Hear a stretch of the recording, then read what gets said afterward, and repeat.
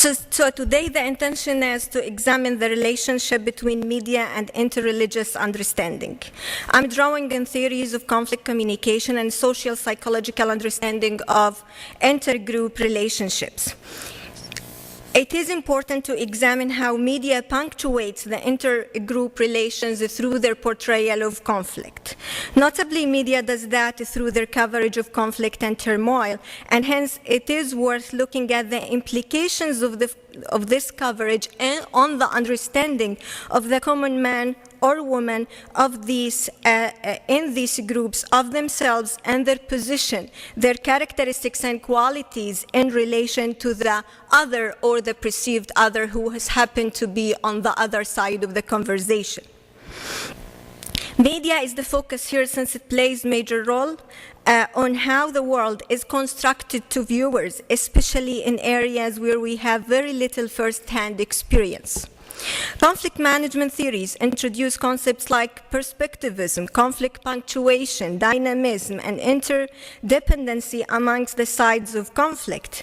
It is recommended for getting involved in a constructive conflict interaction for parties to view conflict through perspectivism, which is the legitimate existence of other perspectives rather than their own, and other stories, other competing stories rather than their own. And it is important for them to come to appreciate the dynamism of conflict, the interactive nature of conflict communication, and their mutual own interdependency on each other. Obviously, interdependency helps members of groups to think of multiple sources of agency for the good and for the bad at the same time. So we don't only and always blame one party on the expense of the other.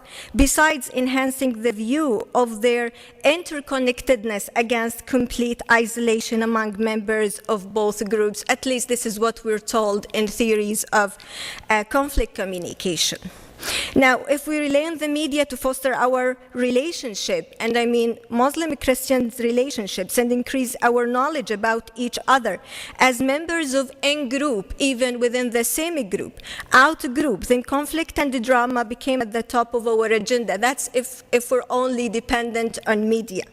If conflict is the main punctuator or marker of relations between Muslims and the Christians, and then it is the lens through which individuals in each group experience their in-group similar characteristics and the out-group differences. Consequently, news media should be examined on whether they contribute to a better understanding between the two groups during conflict through the framework they provide for identification and for distinguishing between the in-group, out-group. Now, in the context of speaking of Muslim-Christian relations in today's world, interdependency, which is a very important criterion that we look at in any constructive conflict communication process, goes beyond conflict communication and for us today to take central role in our modern world and even in the efforts of peace building in any conflict. This concept was articulated in relation to the connections between communities and followers of different religions by the leading Jewish theologian of the 20th century, Abraham Joshua. He wrote, and I'm quoting him, "The religions of the world are no more self-sufficient, no more independent, no more isolated than individuals or nations. Energies, experiences, and ideas that come to life outside the boundaries of a particular religion or all religions continue to challenge and to affect every religion. Horizons are wider, dangers are greater. No religion is an island. This interrelatedness could lead to junction points or to fraction amongst members and followers of all religions. Whether envisioned grounds is globalization or development of new media technologies or both, as many of the media scholars have suggested, this interconnectedness seems to make it necessary for us to consider better ways of developing understanding and managing conflict than doing this through the media, and by doing this through the media using other means and other ways. Dealing with media in interreligious relations. We speak of representations of actions taken and positions made within the group and outside the group. Media representations are frequently criticized for being stereotypical and superficial, as sociologists suggest. In the context of understanding media, the possible role of media in enhancing or hindering understanding between Muslims and Christians, it is essential to consider media as means of communication rather than an end in itself. Media technologies are a source of empowerment to various parties using it for their own ends. And I think what's been going on in North Africa and many of the Arab countries confirms that. In their selection of events for international news media set a few events and issues on the audience's and public agenda. Ignoring others, whether this ignorance or ignoring other events is voluntarily or routinely done. News media frequently use certain frames in their coverage and hence provide certain interpretations of world events, overlooking alternative interpretations and perspectives. In other words, news media are quite selective in what they inform us about the world and the relative significance they attribute to events, personalities, and issues. Guided by the notion of news values, journalists decide what matters for us, besides providing us with certain interpretations to these selected events, as sociologists argue. News is someone's version of the event and not the event itself. This is what Professor Allen says in 1991. This explains disparities among various news publications and outlets in their coverage of the same event on the same day, and sometimes in their evaluation of its newsworthiness in relation to its cultural proximity or geographical proximity to their audiences. Journalists, in their search for and construction of a story to tell, learn to answer the following questions: who, does what, to whom, where, and at what cost. They rarely pursue, though, the question of why, and occasionally use non-official sources. If we only depend on news to learn more about each other, this means that we will learn about one another only what news media gatekeepers believe to be newsworthy. Selectivity that is guided by news values are colored with negativity, drama, conflict, and novelty, besides being elite-centric, makes news messages less representative of the real-world happenings and less meaningful in developing common grounds and fostering intergroup understanding. Media is a very important source of identification and identity building, whether it's concerning ourselves or concerning the other party or who we perceive to be the other party. Sewell in 1999 wrote, religious meaning systems define the contours of the broadest possible range of relationships to self, to others near and distant, friendly and unfriendly, to the non-human world, to the universe, and to God, or that which one considers ultimately real or true. End of quote. Islam as a religion was hijacked by fundamentalists whose power seemed as undefeatable. The media did not help, and here I'm quoting again, the media did not help deal with the situation, but rather intensified its complexity.